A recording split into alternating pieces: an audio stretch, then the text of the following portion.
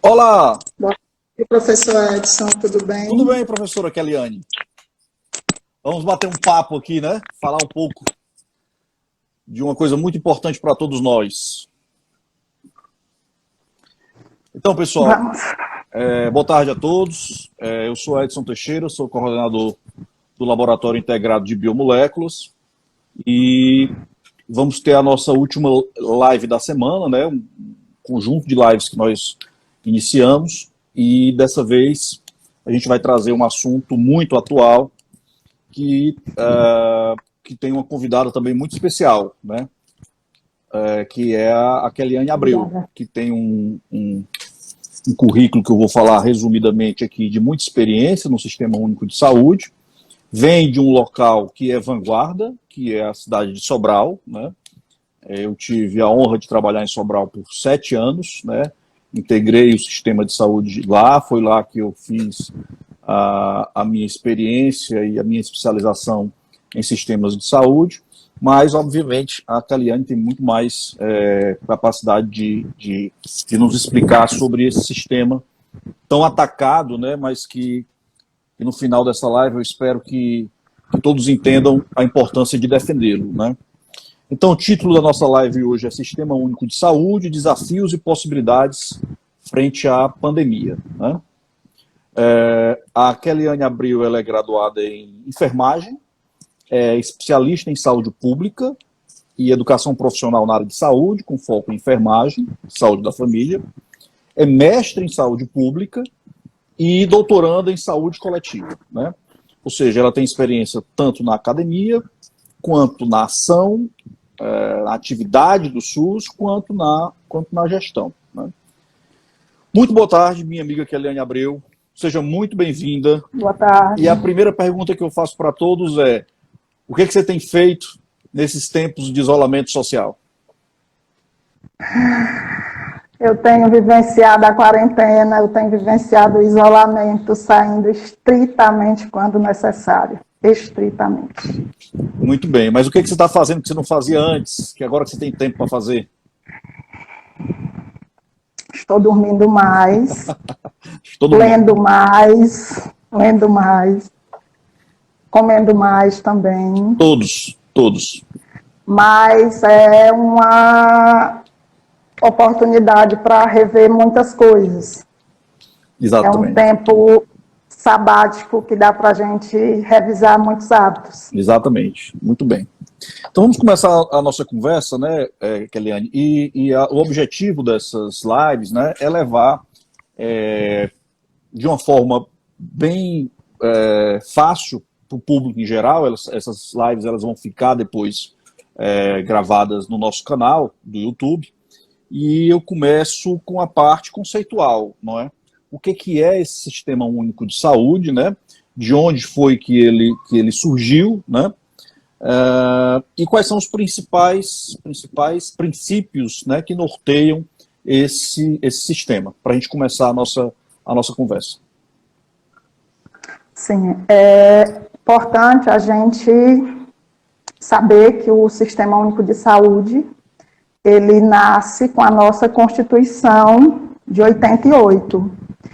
E em 4 artigos da Constituição, do 196 ao 200, ele traz o capítulo de Seguridade Social e Saúde, em que ele define a saúde como um direito de todos, e que essa saúde como um direito de todos, ela tem que ser assegurada por meio de medidas sociais e econômicas.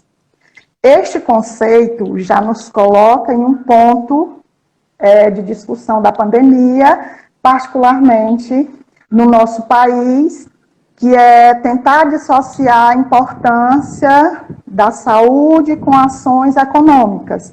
Pelo próprio conceito de saúde da nossa Constituição, não se aplica. Para que eu possa promover saúde, eu tenho que promover medidas sociais e econômicas. Então, este SUS nasce em 88 e ele é organizado juridicamente em 90, com 2 leis, a 8.080 e a 8.142.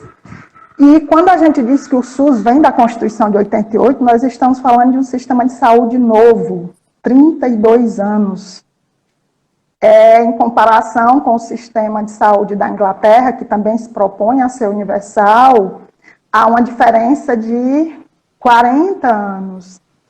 E pensar o SUS, quando a gente diz o que é o SUS, é o Sistema Único de Saúde Brasileiro, mas quantas pessoas de fato entendem o que isto representa? Porque eu já trabalhei em cidades do interior, que eu vi usuários chegarem na Secretaria de Saúde e pedirem o endereço do SUS. Eu quero falar com esta pessoa que não autoriza o meu exame. Então, assim, buscam a materialidade do SUS em um sujeito, quando na realidade o SUS corresponde a um conjunto de ações e serviços.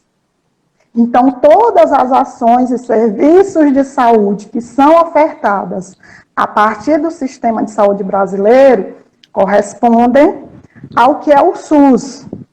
E aí este SUS, ele foi organizado com princípios doutrinários, que é o da universalidade, saúde para todos, sem distinção, o da equidade, em que a gente vai investir mais onde tem menos, e o da integralidade, né? A gente precisa ter integralidade das ações, atender as pessoas em todos os níveis de atenção, que seria o nível primário, o nível secundário e o nível terciário, onde cada nível desse corresponde a uma complexidade maior. Então, pensando de baixo para cima, a gente vai primário, secundário e terciário. E aí, quando a gente fala na base legal do SUS, pela Constituição e pelas leis orgânicas da saúde, a gente vai entrar no primeiro desafio do SUS na pandemia. O SUS, ele se conceitua como um conjunto de ações e serviços prestados por instituições públicas.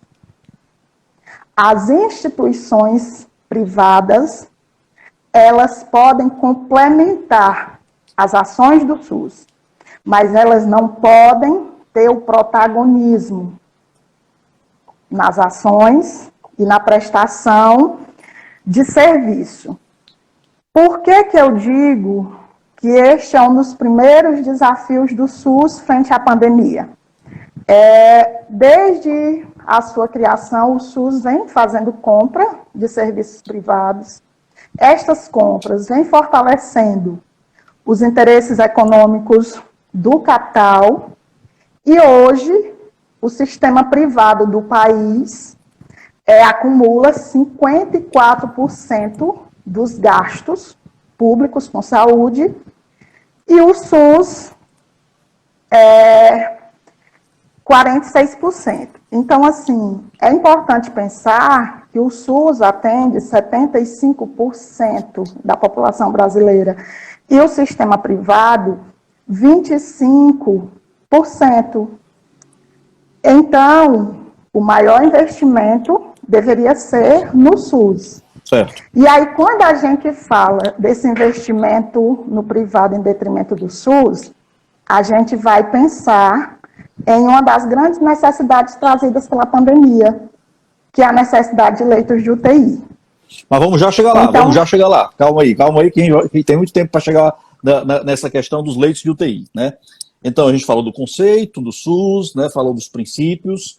Tem um princípio que é muito importante, que é a universalidade, que é atender a todos, coisa que o Brasil não tinha conquistado ainda na sua história, não é? E ele é gerido, né, por essas três esferas, tanto a esfera federal, estadual e a municipal, e, obviamente, que a partir de cada uma dessas esferas, como você falou, o nível de complexidade vai aumentando, né? A atenção primária fica a cargo dos municípios, né? Foi um processo de municipalização disso, os estados com a atenção secundária e a atenção mais complexa pode ser complementada também pelo governo federal. Inclusive, nós estamos assistindo aí a luta, né, para pressão ao Ministério da Saúde para que se abra novos leitos de UTI e que isso não fique somente a cargo do Tesouro do Estado. Mas antes da gente passar para a pandemia em si, Keliane, eu queria falar, o SUS, uma coisa interessante que eu tenho observado é que existe essa discussão ao redor do que é prioritário na política e agora, se é a economia ou se é a saúde. E essa semana que passou, um ex-ministro do Supremo, um sergipano, o Aires Brito, ele resolveu essa questão com o artigo 196 da Constituição, não sei se você viu. Porque no artigo 196 da Constituição, ele diz que a saúde é direito de todos, como você falou, é dever do Estado, sendo garantida mediante a adoção de políticas sociais e econômicas para a redução do risco de doenças e outros agravos. Está resolvido, está apaziguado isso. A saúde vem primeiro. Na verdade, a economia vem para servir a saúde, né? Então, antes da gente passar para a prática, né? Essa parte conceitual era importante deixar claro, né? Inclusive o ministro Aires Brito tem se posicionado muito racionalmente com essas coisas que têm acontecido no nosso país. Mas, para que todo mundo entenda, existe um ataque quase que orquestrado para falar mal do SUS, né? Quando se fala do SUS, você vê programas humorísticos, você vê críticas nos jornais, na grande mídia, que o SUS não funciona, que o SUS, a imagem que tentam passar é de macas em corredores, que falta o medicamento, enfim, há uma série de ataques, né? Mas tem algumas coisas que são garantidas pelo SUS e que não são muito propagandeadas e que a gente precisa falar, para valorizar. Quais são os itens do SUS que o SUS oferece, né, que muitas vezes não sai na mídia ou não sai da maneira correta? Quais alguns exemplos que você podia nos oferecer a respeito disso? Antes de responder pontualmente a sua pergunta, eu vou dar mais uma esticada em relação ao SUS, mas complementando a sua fala. É importante dizer que o SUS foi implementado, mas que ele ainda não está consolidado. É importante dizer também que esta implantação, ela é parcial. Se você olha o que está descrito como atribuição do SUS e você vai ver quais as necessidades de saúde da população brasileira, você vai ver que nem todas as diretrizes do que o SUS propõe estão sendo implementadas. Então, assim, o SUS ele tem problemas graves e históricos acumulados desde a sua criação. E estes problemas acumulados desde a sua criação, eles comprometem esse acesso universal e igualitário prometido pela Constituição. E aí, quando você pergunta o que o SUS oferece, antes de dizer o que o SUS oferece, eu vou dizer que nós críticos, que problemas graves e históricos o SUS traz, que contribuem sobremaneira para todos os ataques que o SUS sofre desde a sua criação. Então, assim, a gente tem uma estrutura pública insuficiente.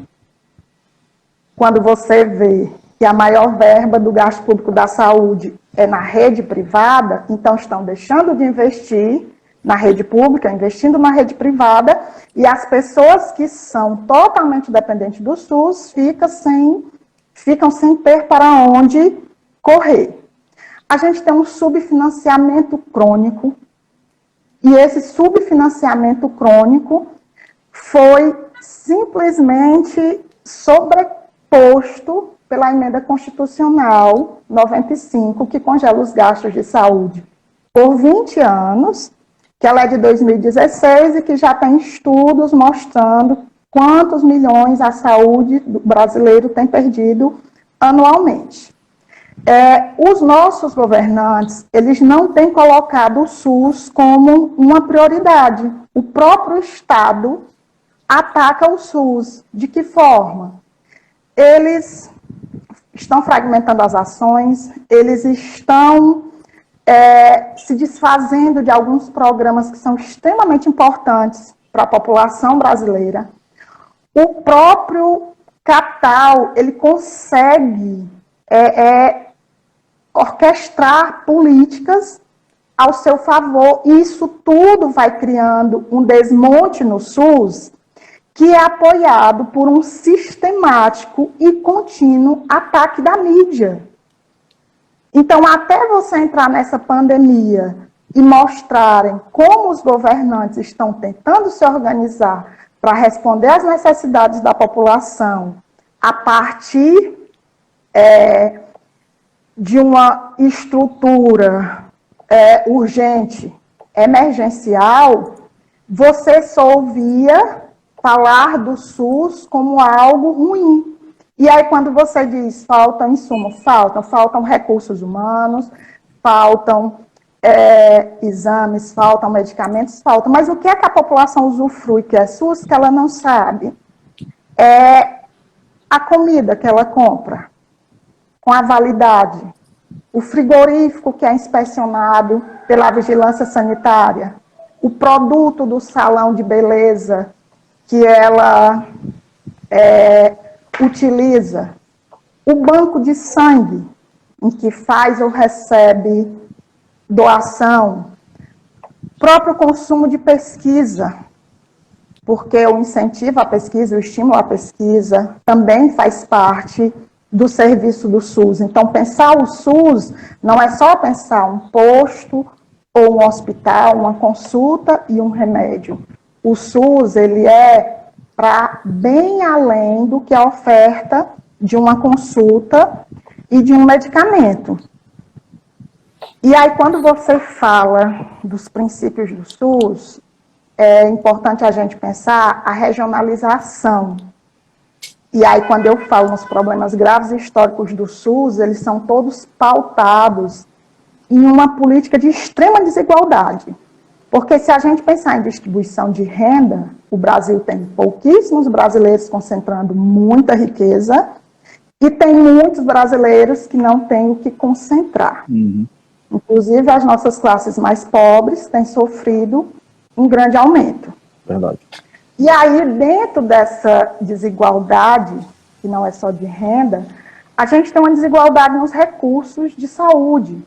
No Brasil, a gente tem desigualdade entre as regiões, dentro das regiões tem desigualdade entre os estados, e dentro dos estados tem desigualdade entre os municípios.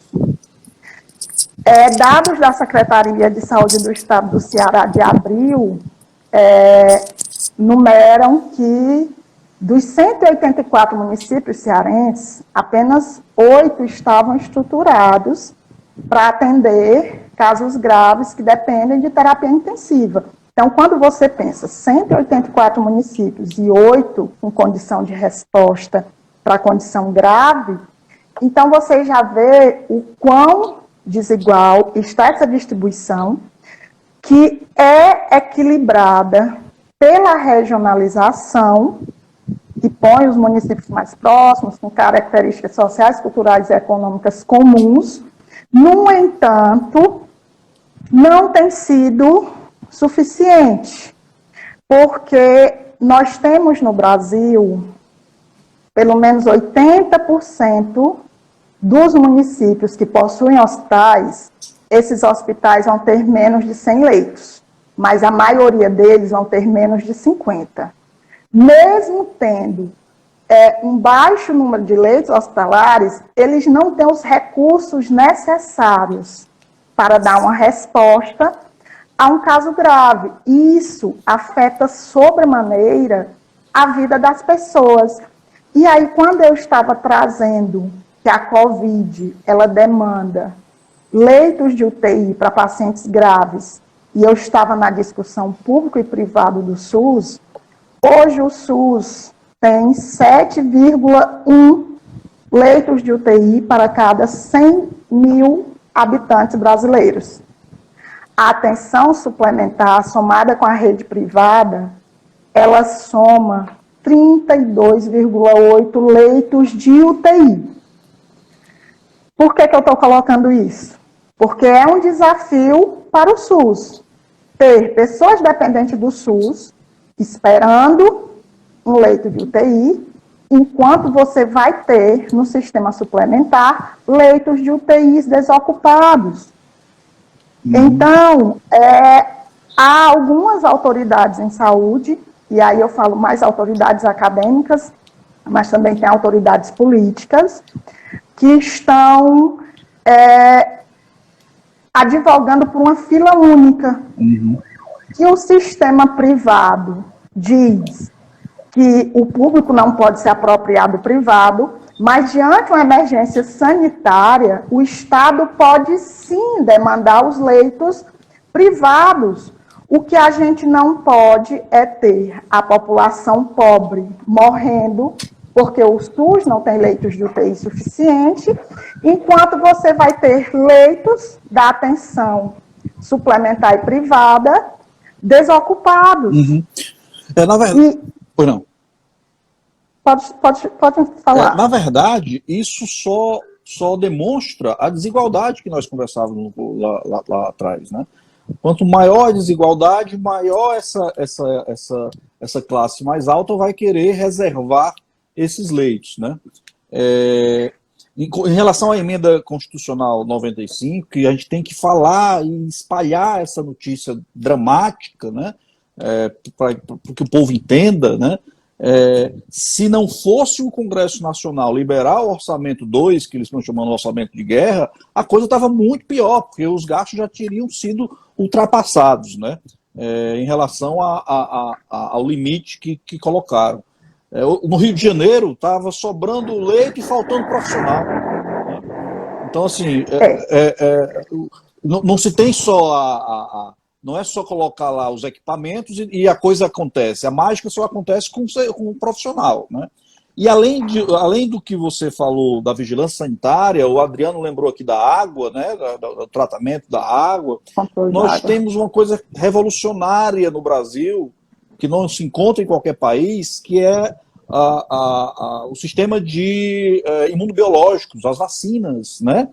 De forma gratuita, garantindo para todos esses 208 milhões de brasileiros a possibilidade de se prevenir de doenças graves, né?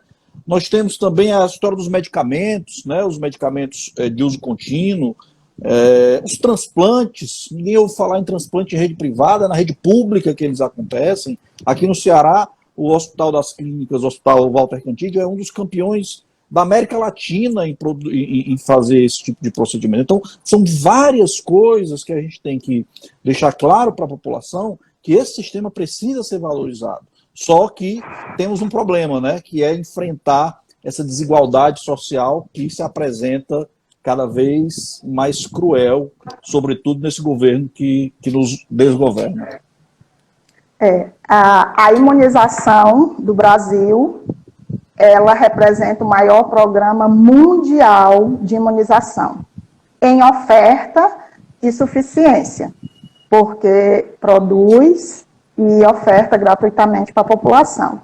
Em relação aos transplantes, nós não somos os primeiros do mundo, mas nós internacionalmente somos reconhecidos como grandes atores no cenário de transplante de órgãos. E aí, quando a gente está discutindo o SUS, os problemas que o SUS já tinha e a pandemia que vem aprofundar essas questões, é importante a gente ressaltar que antes da pandemia, nós já vivíamos uma crise sanitária, nós já vivíamos uma crise social, nós já vivíamos uma crise econômica, nós já vivíamos uma crise política. O que veio de maior foi a crise humanitária, mas que nós já estávamos em janeiro com quase 12 milhões de desempregados no Brasil, né?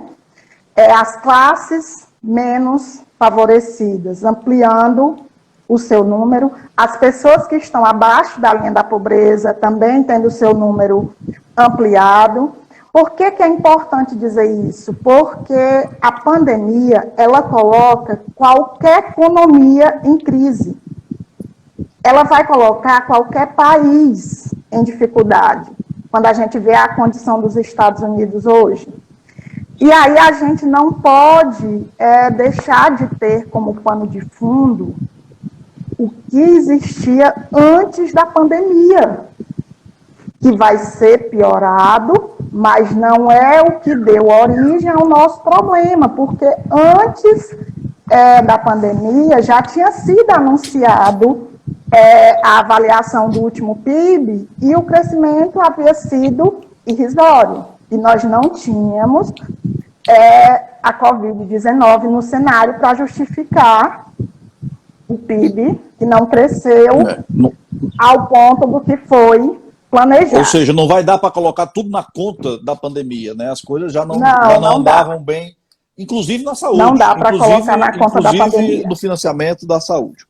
Mas deixa eu te perguntar outra coisa, Keliane. Vamos explicar aqui. Essa semana, eu moro em frente ao hospital de campanha, né? O estádio Presidente Vargas. Então, vocês estão vendo aqui atrás, são 6 alas, cada um com 51 leitos, né? Tem 4 funcionando e 2 estão prestes a serem entregues. Mas essa semana eu assisti uma coisa dramática, que foi um paciente chegar na porta desse hospital e esse hospital não poder receber, porque ele é um hospital de referência, né? E aí se cria todo um caos, gritaria, aquela história toda que quem trabalha no SUS já pôde presenciar. Falta essa informação às vezes, né? Apesar do município e do estado estar gritando aí quais são os caminhos. O que é a regulação e como é que ela funciona? Para as pessoas entenderem por onde as pessoas acessam o sistema e como é que as pessoas chegam a ser encaminhadas para um hospital desse que é referência para a Covid-19. Quando a gente diz que a assistência à saúde no Brasil ela é organizada por níveis de atenção e que cada nível de atenção desse corresponde a uma complexidade, dentro da pandemia também é orientado em que casos ficar em casa, em que casos ir ao posto de saúde, em que casos ir ao hospital, ou ao similar que seria na nossa atenção secundária, a UPA. E cada dispositivo desse, atenção primária, UPA, hospital, eles têm definidos, mediante pactos municipais, estaduais, como é a entrada. São hospitais de porta aberta, são hospitais que só funcionam por regulação. O que seria essa regulação? Fui no posto de saúde do meu bairro. Tenho necessidade de atendimento hospitalar. Então, eu não vou sair do posto por minha conta para ir ao hospital. O posto vai solicitar a minha vaga. Se eu chego na UPA e a UPA entende que eu preciso de um leito de terapia intensiva, ela vai solicitar a minha vaga. Então, essa solicitação, ela parte do profissional de saúde, médico, é inserido em um sistema, esse sistema fica sendo acompanhado, ele monitora quem vai entrando com necessidade de leito de UTI, quem vai esvaziando leitos de UTI, e assim é feito um equilíbrio da demanda entre a necessidade de leitos e a oferta de leitos. Mas quando um hospital não é porta aberta, o que quer dizer um hospital porta aberta? Eu vou chegar e vou ser atendido.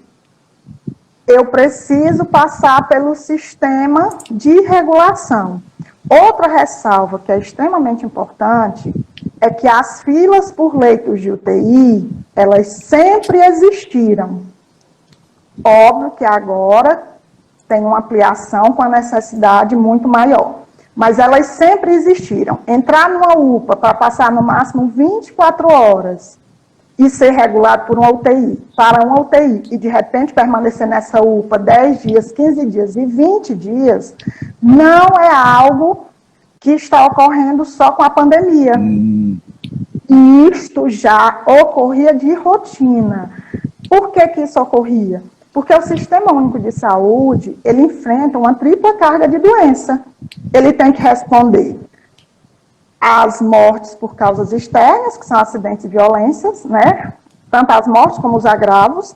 Tem que responder aos agravos por doenças infecciosas e por doenças crônicas, porque nós não conseguimos nos livrar da carga de doenças infecciosas. A gente continua carregando dengue, zika, chikungunya, esquistossomose, leishmaniose, malária, sarampo novamente. E aí, essa sobrecarga que o SUS já tinha, vindo com essas doenças emergentes, veio H1N1, veio chikungunya, veio zika, agora vem Covid, o que já tinha uma estrutura insuficiente vai sendo ampliado. E aí o que é outra ressalva? Quando a gente falou de desigualdade por região, as regiões do país em que a população mais depende do SUS é Norte, Nordeste e Centro-Oeste. São justamente as 3 regiões do país em que nós temos a menor concentração de leitos de UTI. Então, quando você vê hoje na TV a situação que está passando Manaus, você vê na TV o alerta em relação ao Ceará, a gente precisa entender que essas unidades federadas, elas já estão situadas em espaços que já tinham suas dificuldades na atenção quando se falava em terapia intensiva. Por que que eu estou batendo o tempo todo no que já tinha? Porque a pandemia, ela trouxe desafios, trouxe. Mas muitos deles para nós já eram vigentes. Eles foram piorados. Então, a nossa capacidade de resposta exige muito mais. Porque é um aprofundamento de algo que já era crônico. E aí, quando a gente vê a expansão dos casos no Brasil, a gente tem que pensar que o Brasil tem características que favorecem muito este cenário. Nós temos uma elevada densidade populacional no país, nas cidades e nos domicílios. Nós temos várias famílias que é um cômodo para 3 pessoas. Nós temos muitas pessoas que não têm acesso à informação. Nós temos muitas pessoas que, se precisarem sair de casa, vão depender do transporte coletivo. Nós temos muitas pessoas que, por trabalharem na informalidade, não vão conseguir se afastar do trabalho. Então, tudo isso contribui para que a gente esteja tendo esse crescimento acelerado da curva, para que muitas cidades estejam tendo colapso do sistema. E aí, quando eu coloco essas questões, é importante a gente pensar a quarentena. A quarentena, ela vem sofrendo um boicote. Mas, assim, uma coisa é ela sofrer o boicote com argumentos negacionistas que não justificam pensar que a quarentena não tem efetividade. Por outro lado, nós temos pessoas em condições de vida que não permitem que elas vivam a quarentena. E assim, além de não poder viver a quarentena, como é que fica o distanciamento quando eu penso em um cômodo para 3 pessoas? Não é? Isto é complexo. Nós somos o 6º país mais populoso do mundo. E aí eu fui ver o último boletim do Ministério da Saúde. O Brasil ontem sinalizou 202.918 casos confirmados por testes. Destes, eles falam de 13.993 óbitos. Esses números, eles têm uma representatividade totalmente questionável, porque o nosso número de testes é muito baixo. É um dos piores do mundo, se não o pior do mundo, né? Eu acho que é o pior do mundo. Exatamente. A gente não tem priorizado, quando eu digo a gente, não, eu digo assim, os nossos governantes não conseguiram ainda priorizar a questão do teste. E aí tem outros problemas, que é a dependência de insumos que o Brasil tem de outros países, porque a gente também não consegue produzir o suficiente para que possa abastecer as nossas necessidades, e nesse contexto vai tudo ficando mais difícil. Eu quero abri um hospital de campanha, mas eu não tenho ventiladores. Aí eu abri um hospital de campanha, mas eu não tenho EPI para os profissionais. E aí, quando você colocou os profissionais, a gente tem problemas em que ponto? Muitas cidades têm sinalizado que na abertura dos seus serviços para atenção à Covid, elas não têm conseguido recurso humano capacitado. Um outro problema que a gente tem é que o nosso número de profissionais infectados tem deixado muitos serviços desprovidos dos seus profissionais, e nós estamos, quando comparados aos países europeus, tendo uma das maiores mortalidades entre os profissionais de saúde, sobretudo a categoria da enfermagem. Então, assim, são muitos problemas que fazem uma conjuntura extremamente complexa para o SUS responder frente a esta pandemia. E aí, quando eu vi ontem esses dados do Ministério da Saúde, eu fui olhar por região. A gente tem como estados com a maior concentração de casos hoje no Brasil, 2 no Sudeste, 2 no Nordeste e 2 no Norte. Sudeste é nossa primeira região mais populosa do país, o Nordeste a segunda e o Norte a quarta. Então, no Sudeste, a gente tem liderando São Paulo e Rio, no Nordeste, a gente tem Ceará e Pernambuco, mas Maranhão já se aproximando, e no Norte a gente tem Amazonas e Pará. Então, nós temos aqui uma das regiões que são abastadas de recursos, que é o Sudeste, e as duas que são desfavorecidas, que são Nordeste e Norte. Esses dados do Ministério da Saúde, do boletim datado de ontem, ele separa quem tem mais de 10 mil casos confirmados. Então, esses 6 estados que eu mencionei, eles estão dentre os que têm mais de 6 mil casos, de 10 mil casos confirmados. E aí, quando a gente põe o Nordeste e o Ceará, na sua página de governo, ele diz que até 25 de abril, ele ampliou 398 novos leitos de UTI, mas que há uma projeção de pelo menos 600 leitos de UTI. Só fazer um adendo aí à sua fala. Uma das coisas que deixa saltando aos olhos é essa questão dos insumos, né? Nós somos muito dependentes e isso é consequência da falta de investimento em ciência e tecnologia e da nossa desindustrialização. Nós não conseguimos encontrar máscaras, que é uma coisa absolutamente simples de se fazer. Ainda bem que a ação cooperativa da nossa população hoje em dia está suprindo com o feitio das costureiras para poder sanar. Mas eu falo de exames, eu falo de respiradores, né? A gente vê várias iniciativas interessantes dentro das universidades, como respiradores, vários itens que a biotecnologia tenta alavancar para oferecer, mas sem dinheiro, sem investimento em ciência e tecnologia, não funciona, né? Algumas pessoas lembrando aqui que muitos profissionais realmente estão adoecendo, né? Isso é grave, né?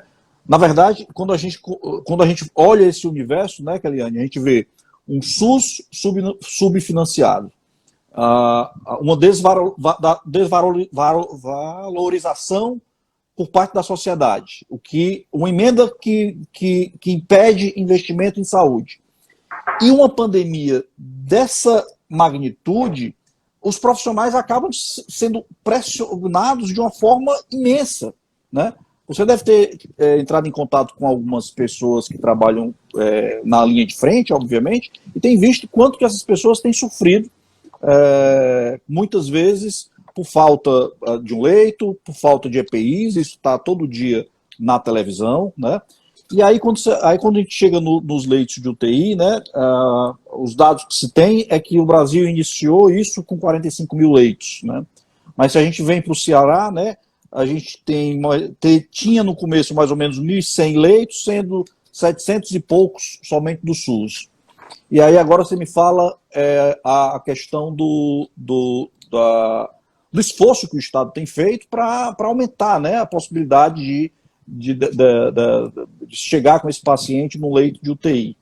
Como é que você tem visto esse esforço da gestão municipal e estadual e o papel do governo federal nisso?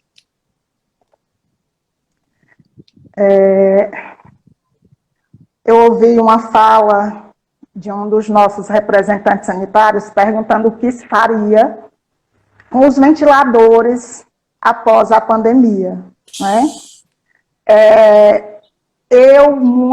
De forma muito simplista, eu teria respondido: calcule quantos desses leitos eram necessários antes da pandemia, mantenha os leitos para os quais nunca foram feitos investimentos, e aí depois você pensa em o que fazer com o que não parecer necessário à demanda da população.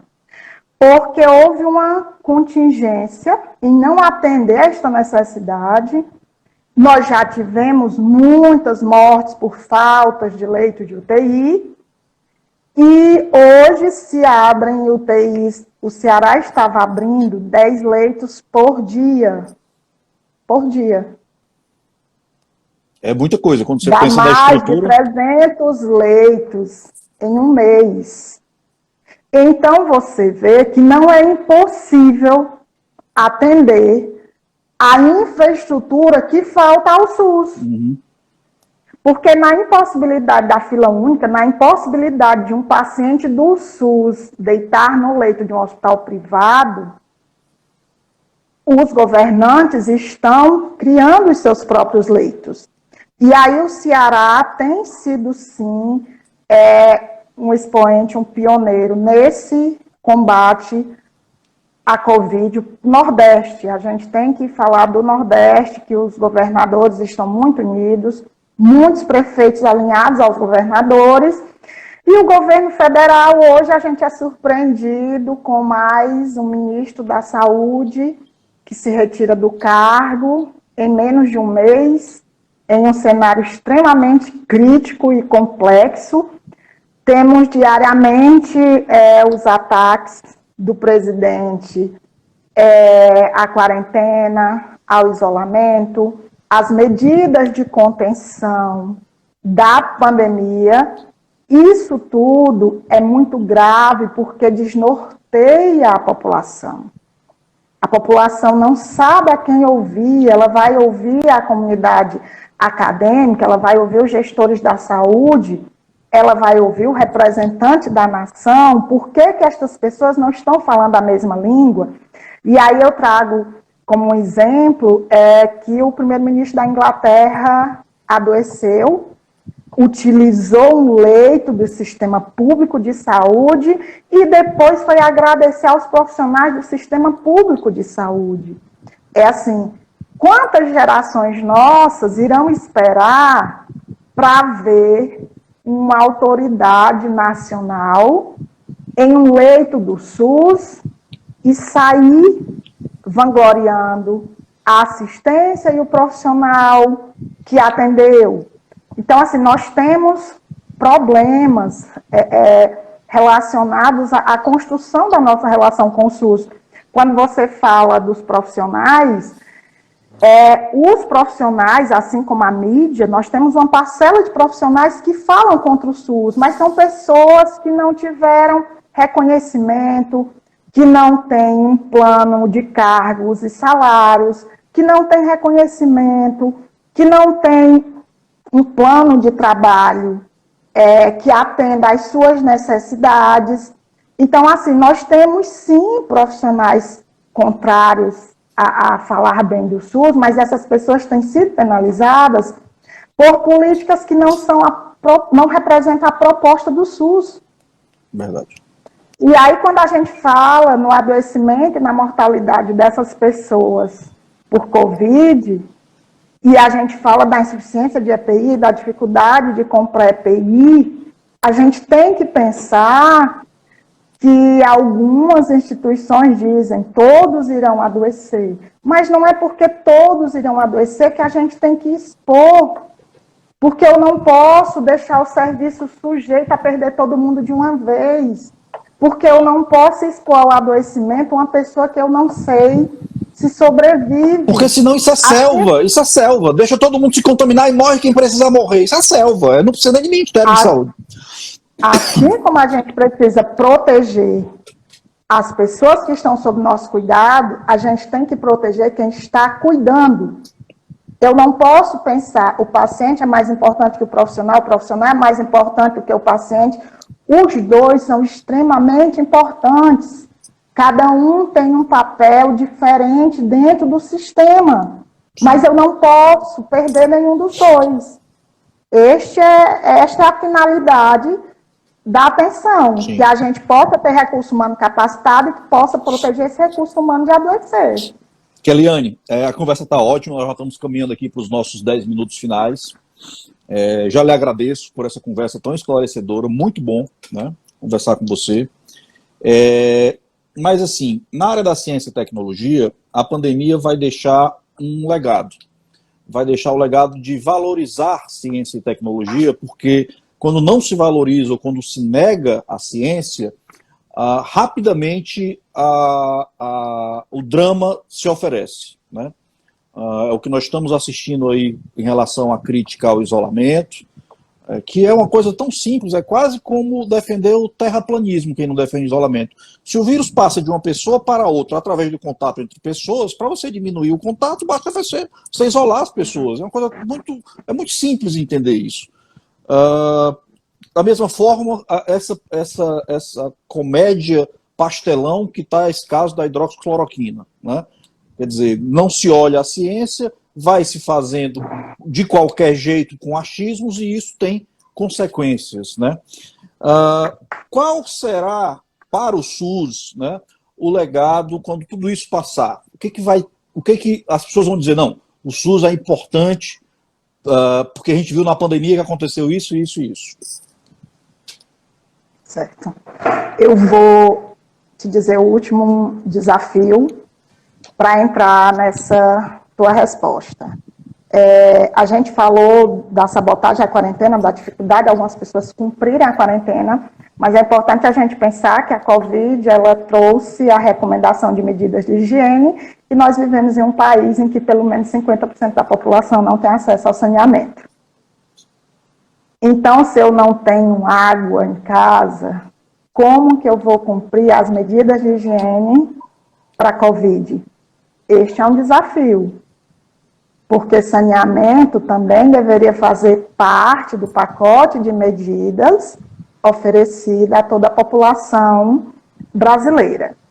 E aí, quando a gente fala no que vai ficar, eu coloquei como tema desafios e possibilidades, eu vou chamar de possibilidades. Quais são as possibilidades para o SUS a partir da pandemia?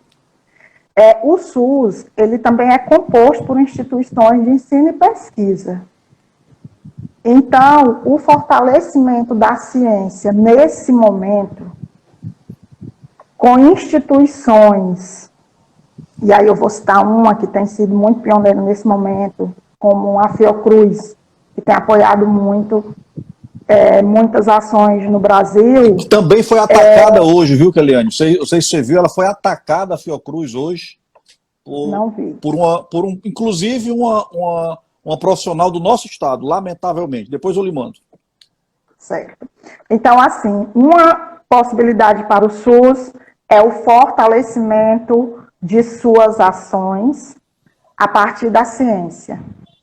A outra possibilidade para o SUS é o fortalecimento das políticas de seguridade social. Porque quando a gente vê todo esse drama na liberação do auxílio emergencial, as pessoas pensando, vou morrer de Covid, eu vou morrer de fome, isso não deveria estar sendo pensado se a Seguridade Social estivesse sendo efetiva. Em um momento como esse de pandemia, ninguém pode estar sujeito a ter que pensar se é fome ou se é doença. Porque a fome era para ser respondida a partir de medidas de proteção social. Então, a pandemia, ela nos deixa este legado de pensar como a proteção social, de fato, tem sido efetivada no país. A defesa do SUS, não só por pesquisadores, não só por militantes, mas pela sociedade, o envolvimento dos poderes legislativo, executivo, judiciário, a gente vê o quanto isso tem sido importante neste momento, então, que a gente tem por possibilidade manter todos esses entes envolvidos com as questões do SUS, para a sustentabilidade do SUS, assim como agora conseguiram verbas emergenciais para responder à pandemia, que a gente possa ampliar o financiamento do SUS e tornar o SUS sustentável, que a gente possa tornar o investimento na estrutura pública maior do que o investimento na estrutura privada, e que a rede de atenção do SUS, ela se amplie de uma forma que as pessoas não estejam olhando para o SUS como algo que não tem suficiência. Porque se todos os gastos da saúde estivessem voltados para atender ao SUS, a gente hoje teria bem menos déficit do que, de fato, se vem apresentando. Verdade. Okay? Muito bom, Keliane, muito bom conversar com você, muito obrigado. Deixa eu falar aqui de algumas pessoas, que você tem um fã-clube aqui, viu? A Renata, a Leane, a Gleice, a Renata Borges, o Carlos Nunes, que se declarou aqui muitas vezes, viu? A Mariângela, nossa querida advogada, somos todos Fiocruz, exatamente. Algumas pessoas não dá, a Bia, Davi, a Marília, nossa comadre, Rebeca, deixa eu ver aqui, a Aninha Maia lá no nosso Cariri querido, a Karina, orgulho dessa amiga, formou-se comigo na UVA, a gloriosa Universidade Estadual Vale do Acaraú, e tanta gente boa que participou aqui, e meu amigo Robson Medeiros, que nos alegra com suas lives musicais, aconselho, enfim. Muito obrigado, foi muito bom conversar com você, é esclarecedor e alivia quando a gente põe as coisas em pratos limpos, né? E então essa live, pessoal, ela vai ficar, daqui a alguns dias, ela vai ficar disponível no YouTube, e para que vocês possam indicar para outras pessoas ou mesmo assistir novamente. Keliane, professor Edson, agradeço o convite, muito obrigado. Agradeço a cada uma dessas pessoas que estão nos assistindo aí, tem ex-alunos, tem colegas de profissão, tem parceiros da pós-graduação, tem pares acadêmicos, tem amigos da vida, tem muitas pessoas queridas nesta live. Eu agradeço cada uma por estar nos prestigiando e muitíssimo obrigada pela oportunidade. Um beijo, Keliane, se cuida. Obrigada. Bom final de semana. Tchau, tchau, gente.